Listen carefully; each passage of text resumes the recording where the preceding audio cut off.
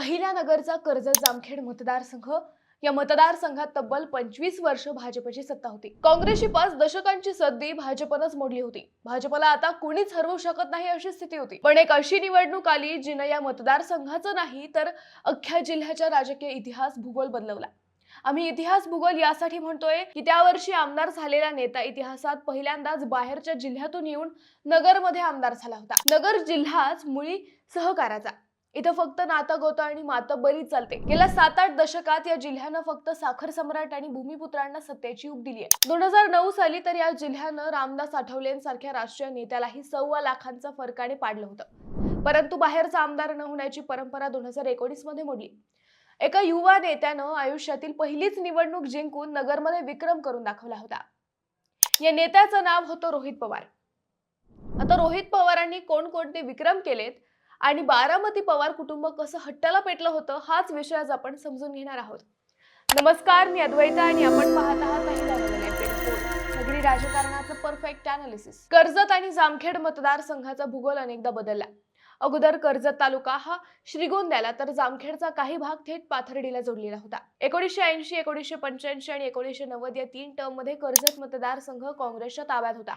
पण पुढे 1995, 1999 आणि 2004 या तिन्ही निवडणुकीत कर्जतचे भूमिपुत्र सदाशिव लोखंडेंनी या मतदारसंघात कमळ फुलवलं।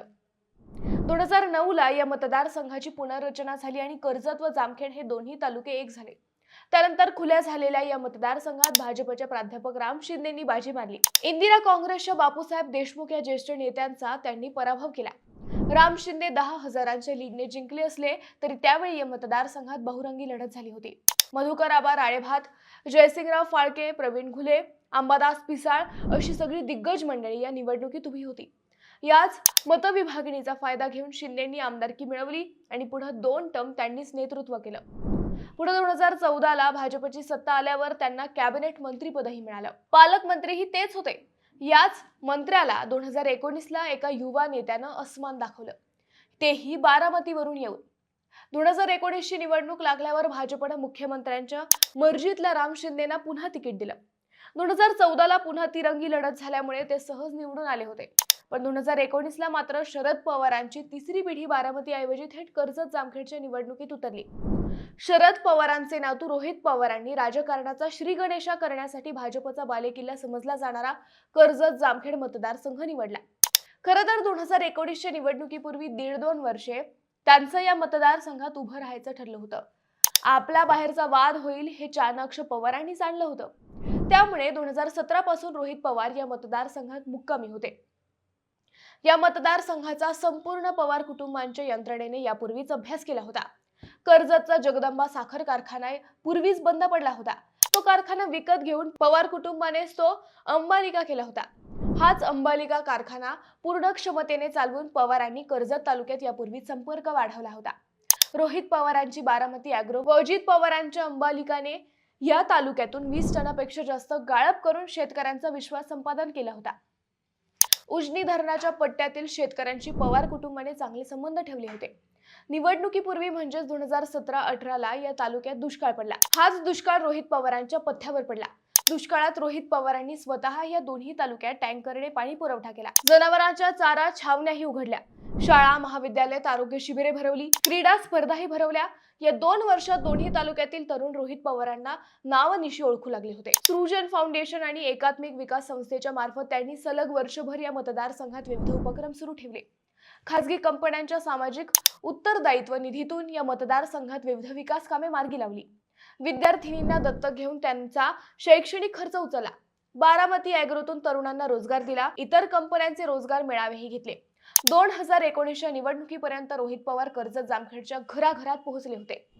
2019 ला रोहित पवारांनी कर्जत जामखेडमधून उमेदवारी करण्याचं फिक्स केल्यावर बारामतीचं अख्खं कुटुंब त्यांच्या मदतीला आलं। सुप्रिया सुळेंनीही या मतदारसंघात हळदी कुंकवाचे कार्यक्रम केले, महिला मेळावे घेतले।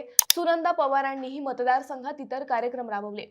आता शरद पवार व अजित पवार या 2 मुख्य मोहऱ्यांची बारी होती। अजित पवारांनी ही निवडणूक एकास एक करण्यासाठी मतदारसंघातील इतर नेत्यांना एकत्र आणलं, अनेकांची मनधरणी केली। त्या काळात या दोन्ही तालुक्यातले सगळेच प्रमुख विरोधक पवारांनी आपल्याकडे खेचले। शरद पवारांनीही सभांचा धडाका लावला। काँग्रेस व इतर पक्षातील स्थानिक नेत्यांना सोबत घेतलं। मोठ बांधली आणि विद्यमान मंत्री असलेल्या राम शिंदेसोबत लढत दिली. या निवडणुकीत आपला बाहेरचा मराठा ओबीसी अशी सगळी युद्धनीती व कूटनीती वापरली गेली.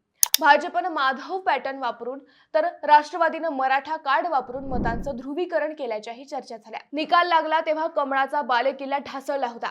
रोहित पवारांना 1,35,824 मतं पडली होती, तर विद्यमान मंत्री असलेल्या राम शिंदेंना फक्त 92,477 मतांपर्यंत मजल मारता आली होती. तब्बल 43,003 मतांनी रोहित पवार आयुष्यातील पहिल्याच निवडणुकीत आमदार झाले होते. नगरच्या इतिहासात पहिल्यांदाच बाहेरच्या जिल्ह्यातून नेत्याला खुर्ची मिळवता आली होती. त्यानंतर 2024ला रोहित पवार पुन्हा निवडून आले.